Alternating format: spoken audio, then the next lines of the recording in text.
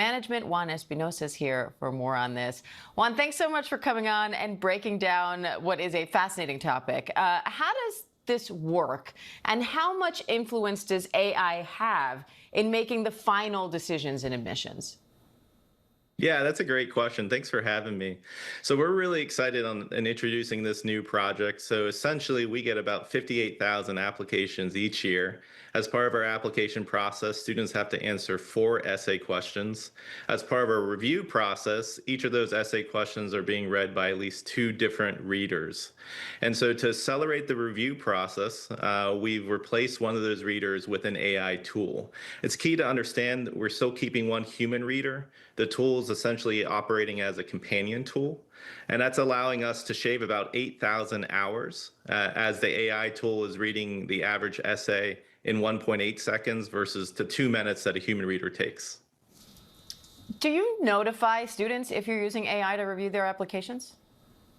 Yes, we've been very transparent about this process. In fact, it's being one of the first universities to roll out a tool like this, we felt it was really important that we respect the trust that families give us when they submit an application. It's imperative that we handle that application with care. And so we've been very transparent from the beginning of this process that we'd be utilizing this tool, but also emphasizing that humans in the admissions committee will still make the actual admissions decision. This is just a subsection of the application, and the tool will allow us to accelerate that process and get decisions out a whole month earlier than we have in the past.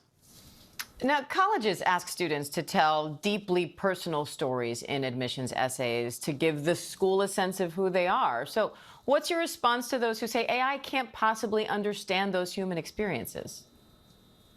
Well, we've trained this program to learn from the responses from the last 7 admissions cycles. So we feel pretty confident that it's been able to find certain patterns and key words that are being utilized by students. But remember, we still have that human reader too to ensure that we're making the right decision. And so if the score between the human reader and the AI tool is greater than just a couple of points, a third human reader will come into play. So we've got lots of different safeguards to ensure the right decision is being made. Given how high the stakes are here and how much effort students put into these applications, do you think colleges owe it to them to have a human evaluate them?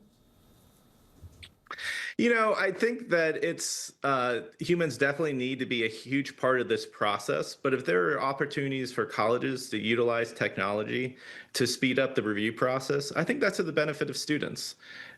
We hear from students constantly that they're really hoping to get admissions decisions back as quickly as possible because it's a stressful process for them.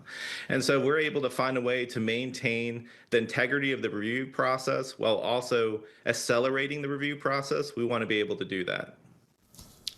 Uh, AI can also make mistakes. So what issues have you encountered using AI tools to review college applications, and how do you address them?